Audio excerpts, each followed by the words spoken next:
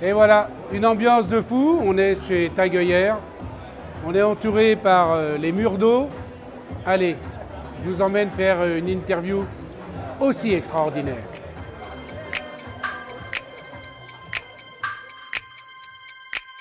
Que dire? On est chez Tag Heuer. Évidemment, on est avec Frédéric Arnault. On se connaît relativement bien. Depuis des années, on s'apprécie. Et évidemment, sous les yeux, il m'a mis la Porsche. Hein, la Carrera Porsche, édition limitée, édition de l'année, plus sportive. Ouais, 1500 exemplaires. La couleur iconique de Porsche. Voilà. Et puis, dans le cadran, la couleur des voitures, légèrement pailletée, l'asphalte sur les cadrans, et on n'en dit pas plus puisque... Sur la précédente, il y avait l'asphalte sur tout le cadran. Là, on a pris la carrosserie et l'asphalte uniquement dans les compteurs. Mais on a fait une émission complète dessus. Donc, tu sais ce qu'on va faire? On va leur mettre la petite vignette là. Voilà. Vous avez une émission complète sur cette montre avec des dérapages contrôlés en Laponie et une interview exclusive de Patrick Dempsey. Le meilleur experience center de Porsche. Il est incroyable. Tout le monde veut y aller. Ouais, c'est incroyable.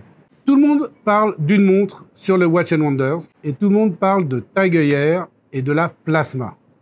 Alors, qu'est-ce que c'est que ça? Parce que là, je la vois, c'est des diamants, mais des diamants de synthèse. Tu peux nous raconter? Alors, ça fait 3 ans qu'on travaille dessus. Et Tag Heuer, technique d'avant-garde, on s'est dit, il faut qu'on expérimente et qu'on soit les premiers à faire un pas ambitieux et audacieux sur les diamants de synthèse. On a mis du temps à trouver la bonne approche. Et notre approche, ça a été de trouver des formes, des textures complètement nouvelles et inédites qui seraient impossibles à réaliser avec des diamants naturels. On peut voir le cadran, c'est un bloc de diamant unique qui a... C'est un bloc de diamant unique? Un bloc de diamant unique. Également les index, qui sont des diamants synthétiques baguettes. La couronne, donc ça c'est un bloc 2,5 carats sur la couronne. En fait, il croît sous forme d'un bloc. Et ensuite, c'est taillé au laser. Et on peut même avoir les rayures qu'on a habituellement sur notre couronne. Les stries qui permettent évidemment d'avoir une meilleure manipulation. Ce serait impossible à réaliser avec du diamant naturel. Parce que, on aurait en forme naturelle brute une double pyramide. Donc, il y aurait trop de pertes de matière et beaucoup trop de risques de fissures lors de la taille à cause des tensions internes. C'est extrêmement réussi. Et puis, il y a un côté all black. Et puis, avec ces reflets qui sont grisés aussi par moments, qui donnent un effet stylistique. Puis même les flancs de carrure, ça brille. C'est vraiment que du diamant de synthèse. Bon, derrière, calibre. Calibre tourbillon, interne, évidemment. ER02, tourbillon, nouvelle masse, nouvelle forme de masse, nouvelle décoration sur le mouvement qui reprend le damier ou le drapeau à damier de la course automobile. Ah bah oui, évidemment. On est dans l'ADN de la maison. Nouvelle décoration qu'on va s'approprier, fait au laser également. C'est une pièce exceptionnelle. Alors déjà, on a la chance de l'avoir en plateau, c'est parce qu'on est avec Fred, parce que je peux vous dire qu'ils sont tous dehors en train de l'attendre, donc on va leur rendre relativement vite. Deuxième pièce exceptionnelle qu'on sort, une nouveauté, une innovation, c'est la Solar Graph, aquaracer outdoor 40 mm, qui vit avec et par le soleil. Les matériaux, carbone SLN, qui a une texture et une couleur tout à fait unique aussi la nuit, et le mouvement, qui se régénère par énergie solaire. Donc il y a une cellule photovoltaïque sous le cadran. Il y a des stries qui sont ouvertes, qui permettent de laisser passer les rayons du soleil. Oui, mais les stries qui sont quand même celles que l'on retrouve sur les... C'est tout à fait en ligne avec les codes de voilà, exactement, c'est avec les codes. Si on ne sait pas que c'est solaire, on ne le voit pas, on ne le remarque pas. Et avec seulement 20 heures d'exposition, on a 6 mois d'autonomie. C'est marrant parce que quand tu parles de technologie, on voit tes yeux qui s'allument, c'est comme pour la connecter. Hein, c'est vraiment, dès qu'on est dans la technologie, c'est un truc qui te plaît et ça se voit. Et... Parce que le mec, c'est la technologie, c'est du design, c'est du storytelling. Qu'est-ce que tu nous présentes d'autre là? La Super Diver. Voilà la Super Diver. Celle que j'ai au poignet, c'est aquaracer diving 1000 mètres avec la couleur orange caractéristique qui est la couleur la plus complémentaire au bleu. Donc on voit le plus longtemps en plongeant. C'est d'ailleurs la couleur des sauveteurs en mer et des bouées, généralement, pour cette raison. Un mouvement TH30 nouveau manufacture, certifié COSC et même réglé à -3+3. Ah, t'es à -3+3 -3+3. Donc t'es mieux que le COSC. Mieux que le COSC, ouais. Avec résistance au choc, antimagnétisme. Un antimagnétisme par le spiral ou un antimagnétisme par une cage en fer d'eau? Par une cage. Ah, une cage en fer d'eau. Tout à fait. Ça fait un peu comme une cage de Faraday. Ouais, il faut savoir que le magnétisme, c'est l'ennemi chronique de la chronométrie sur une montre. Résistance anti-corrosion, titane grade 5 pour qu'elle soit plus légère. Bien sûr, une valve à hélium pour évacuer les particules quand il y a besoin. Et puis un bracelet intégré qui est vraiment très sympa. Et puis elle est légère. Ouais. Elle est épaisse parce qu'évidemment elle va à 1000 mètres, mais elle est légère. Titane grade 5. Voilà. Bon, il y a une Monaco, on est obligé de la prendre quand même, on va pas la laisser là. Elle fait partie de nos. Allez, on ne peut pas. Voilà. La Monaco. C'est la nouvelle. Voilà. Alors ça, je peux vous dire que c'est une montre de légende. D'ailleurs, il avait une Monaco au poignet, Patrick, quand on a fait Patrick Dempsey, quand on a fait les essais. Et puis après, il avait la Carrera, il l'adore. Mouvement Eor 02, le bleu caractéristique. On a repris les stries de golf. Qu'elle est très recherchée. Très recherchée, ouais. La précédente, on la retire de collection. Voilà. Tous ceux qui l'ont, elle va monter en prix et en valeur. Et tous ceux qui ne l'ont pas, tu viens de leur dire, courez vite l'acheter. Hein. Ou si vous la trouvez, ne dites rien à personne. Mais achetez-la sur le marché secondaire parce qu'elle va continuer à monter en valeur. Et on retrouve également les couleurs de golf sur le bracelet. On ne peut pas finir cette émission, et en plus moi j'en parle tout le temps, sans parler de la golf. Donc il y a une nouvelle golf qui arrive. C'est vrai que tu es passionné du métier. Ouais, hein. On a pu te présenter quelques éléments en avant-première. Il y a des innovations software, mais surtout des belles innovations mécaniques. Alors moi je vous dis une chose, c'est qu'il va y avoir un événement Tag sur le golf de Jean-Yanval et on va avoir le plaisir de la tester. Et je sais, sans trahir de secret, sauf si Frédéric veut pas que je le dise, mais c'est trop tard, qu'il y a une meilleure liaison, une meilleure réactivité et que le logiciel a été repensé pour être encore plus efficace. Et je vous rappelle déjà que quand je l'avais testé, elle mettait une valise à la Garmin et qu'elle était très proche de l'Apple.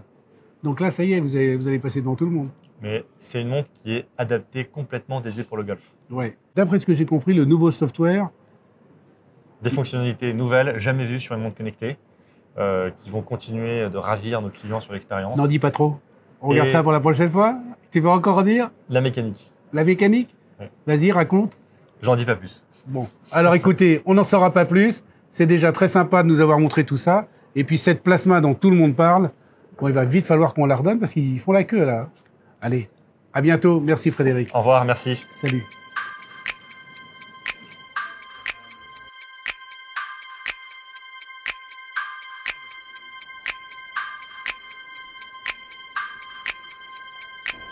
Vous connaissez tous, évidemment, la marque à la couronne. Mais est-ce que vous connaissez la reine des tourbillons? La reine des tourbillons, c'est Carole. Ah, t'as vu mon lancement, il est bon là. Hein? Ah, tu t'y attendais pas. Non. Bon. Carole, c'est simple. On se connaît depuis de nombreuses années. C'est un génie de l'horlogerie. Je pense qu'elle dort avec un calibre dans la tête, comme ça, et qu'elle réfléchit aux mouvements, comment ils vont se faire. Elle invente tous les plus beaux tourbillons du monde. Donc moi, je l'ai appelée la reine des tourbillons. Alors, la montre solaire de chez Tag Heuer, c'est une vraie nouveauté avec une plaque photovoltaïque qui sert à capter l'énergie pour alimenter le quartz. Et surtout là, il y a quelque chose dont on a parlé hier et donc on va vous révéler aujourd'hui, c'est cette fameuse date et seconde. Et là, ça change tout. Est-ce que tu peux nous dire ça? C'est Aquarisseur Solargraph pour technologie solaire. Donc le principe, c'est un mouvement à quartz. Au lieu d'avoir une pile sur laquelle il faut venir faire un changement tous les 2-3 ans suivant la consommation de la montre, là, c'est plus une pile, c'est un accumulateur, comme sur un téléphone portable. On le recharge, ainsi on n'a plus besoin de changer la pile. Comment est-ce qu'on le recharge? Technologie solaire, le principe, un panneau photovoltaïque, comme sur les toits des maisons, mais là il est sous le cadran, entre le cadran et le mouvement, et il vient recharger cette batterie rechargeable. Et donc c'est un cadran qui est semi-transparent, qui est capable de laisser passer la lumière pour alimenter les cellules photovoltaïques, mais qui visuellement, à l'œil humain, on voit rien. On voit pas de transparence. C'est de dire, non seulement Tag Heuer sort une montre solaire, mais nous, on a une montre solaire avec une aiguille des secondes et avec une date, qui sont quand même des choses énergivores. C'est pas une 2 aiguilles comme font beaucoup de gens dans les montres solaires. Alors, dans les mouvements à quartz, ce qui consomme le plus, c'est l'aiguille 2 secondes, parce que tout simplement, c'est facile à comprendre. Elle a une vitesse rapide et ça consomme sur les moteurs pour l'entraîner. Et également, ce qui consomme beaucoup dans une montre à quartz, c'est la date. Pourquoi? Parce que le passage parce du disque. C'est un grand disque qui fait toute la surface du mouvement. Et il faut beaucoup d'énergie pour l'entraîner. Même si c'est qu'une fois par jour, le fait qu'il est très grand demande beaucoup d'énergie. Et alors le prochain tourbillon? Bon allez, on coupe, parce qu'elle ne nous dira rien. Parce que ça fait des années que j'essaye de savoir sur quoi elle travaille, et je le sais, et parfois même le dernier. À bientôt. Bon alors voilà, on est devant le stand Zénith, avec le détaillant que vous connaissez le plus, puisque c'est le partenaire avec lequel on fait les émissions et avec lequel on tourne. Donc il n'était pas question de ne pas lui demander son avis au salon Watch & Wonders, alors qu'on lui demande son avis en permanence à Paris. Bon Jean, alors qu'est-ce que tu as vu de beau là cette fois-ci? Il y a beaucoup de belles choses. Bon, après, chez notre partenaire principal, qui est Rolex, toutes les nouveautés semblent être très très intéressantes. Surtout les adaptations de mouvements sur certains calibres qui n'étaient pas encore présentes. Je pense à la Air King. Après, la révélation, c'est Tudor. Tout le monde l'a dit, je pense que ça sera le scoop du salon avec leur modèle GMT vraiment qui est magnifique. Après, on est devant le stand de Zénith, des pièces aussi très intéressantes chez Zénith. Il va juste falloir qu'ils se mettent en route au niveau de la production parce qu'on a beaucoup de demandes et peu de livraison. Donc ça, c'est un petit peu compliqué. Tous nos autres partenaires, je pense à Hublot, Hermès, beaucoup de nouveautés très intéressantes et on aura l'occasion aussi de poster des photos sur Instagram et sur Facebook pour vous montrer ça et aussi nos choix principaux. Alors aussi une marque un peu amusante que mon frère fait dans le 16e, c'est Ressence. C'est une marque un peu atypique et qui fait que 400 pièces par an. Ce qui est vraiment, ce qui prouve l'exclusivité de ces modèles et la rareté des modèles, qui fait aussi qu'on a beaucoup de mal à les livrer et beaucoup de demandes par rapport à ces pièces, bien que le prix soit quand même dans la catégorie haut de gamme. Bon voilà, merci Jean pour nous avoir fait un petit peu ton feedback. Et puis je pense qu'on va se revoir très vite dans ta boutique pour faire d'autres choses, et notamment l'émission sur la contrefaçon. Tout à fait. Au revoir les amis, à bientôt et on se retrouve à Paris. Restez connectés.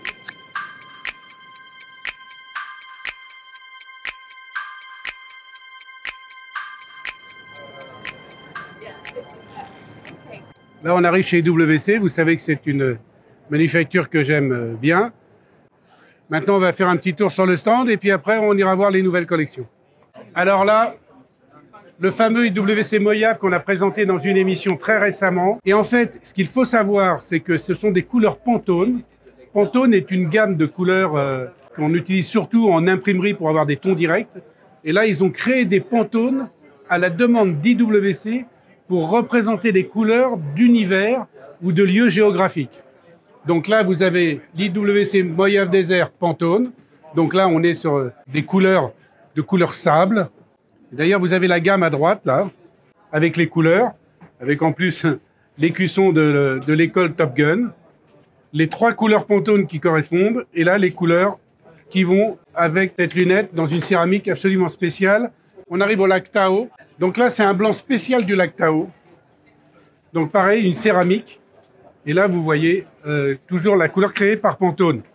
C'est à partir de cette poudre-là qu'est composée la céramique, puisqu'elle passe après dans un four à chauffer à des degrés incroyables. Et de cette poudre, ça devient un bloc comme ça, qui après est usiné pour devenir des blocs qui permettent d'avoir la carrure de la montre. 3e couleur Pantone IWC avec le Woodland. Donc évidemment, on est sur un vert qui a été pris dans les bois. Donc là, on est sur un esprit beaucoup plus militaire, un Pantone beaucoup plus militaire, qui est vert olive et très saturé. Et franchement, ça donne des pièces qui ont un look super. Et là, vous avez les bracelets qui sont évidemment associés à cette couleur. 4e et dernière couleur Pantone qu'on vous présente là, le Jet Black.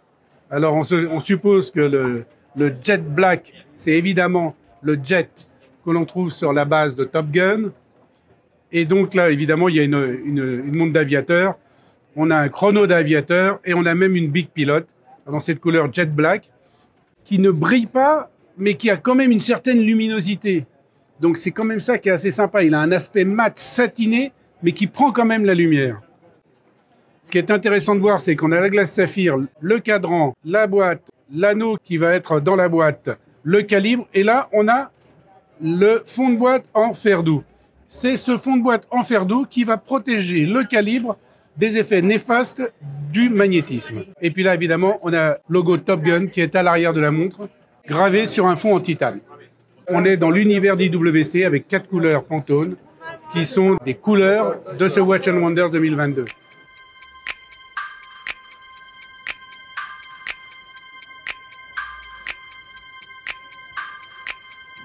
Alors là, attention, on est à la présentation IWC, donc on va vous montrer les nouveautés.